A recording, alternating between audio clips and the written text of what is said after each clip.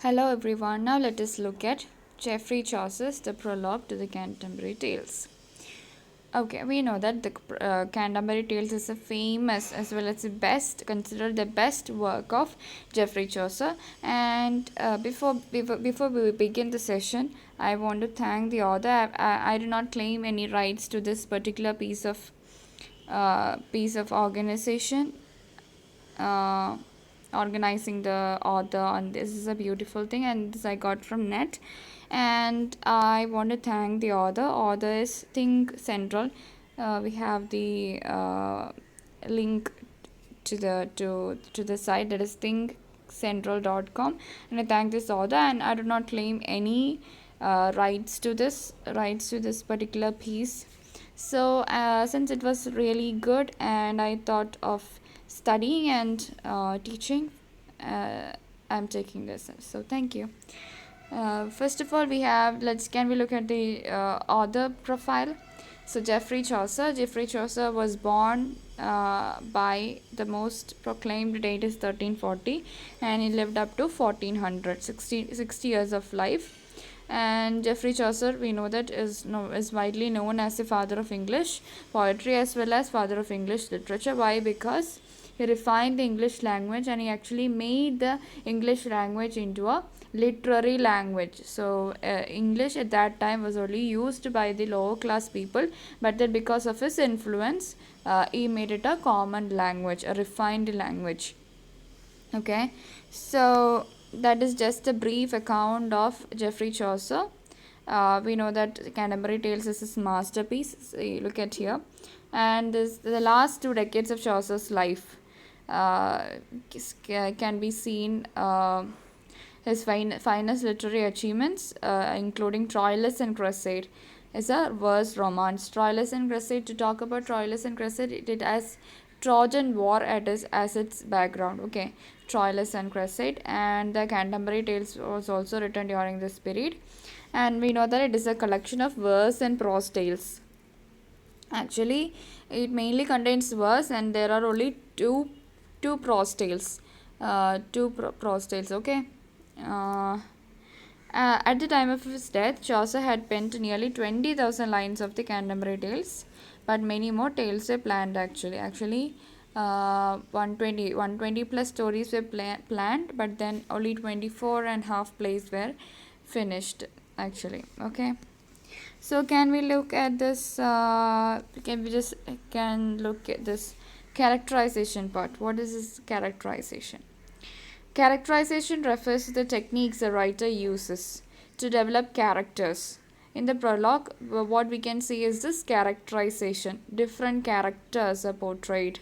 Different characters are actually drawn using words. So therefore, the prologue is also known as a portrait gallery. Portrait gallery of, I think, the society therein. In the Canterbury Tales, we have a vivid portrait of English society during the Middle Ages. We can clearly see what a typical society during the Middle Ages was. So among his 30 characters are clergy. There are different people belonging to different classes. There were people from ecclesiastical front, they're clergy. We have aristocrats or nobles. Okay, knights are there, the squire is there. Okay, and we also have the commoners like the miller, the doctor of physic, that is a physician. So there are some Oxfordic cleric. So those people, those commoners are also there. Chaucer employs a dramatic structure similar to Boccaccio's. So this work is actually indebted to Boccaccio's, Italian poet Boccaccio's the Decameron, and in this play.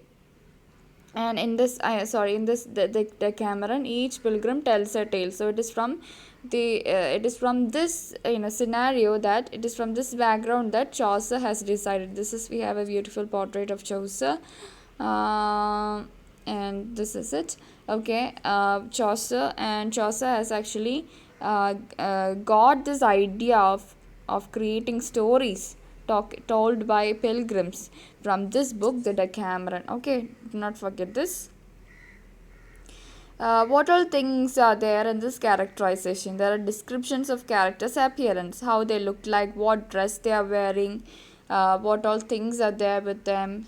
Okay, are there any swords for yeomen and all? We have some garters and all, swords and all. Okay, then what are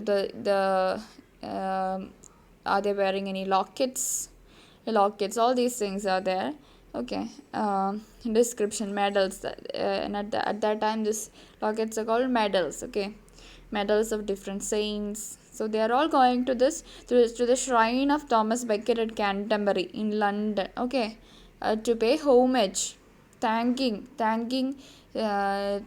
because of the help received from St. Thomas. And we also have the examples of characters, speech, thoughts, and actions. How the characters speak, how so the observation about the characters, speech, thoughts, and actions, and the responses of others to a character. So what are the other people talking to this particular character? All these things are there. And we also especially have the director's direct comments about a character. It is Chaucer's idea. We can see Chaucer's observation and Chaucer, according to Chaucer, what has been going on. If it had been another author, if it had been another person who are telling about these pilgrims and their characterization, it would have been in a very different manner. But it is actually the narrator's direct comments. Okay, that is the first thing. Okay, so that is it actually. Can we everyone, you can just take a screenshot of this or you can directly take from net. Okay, so let's move on to the Canterbury Tales, the Prologue by Geoffrey Chaucer. Do you want me to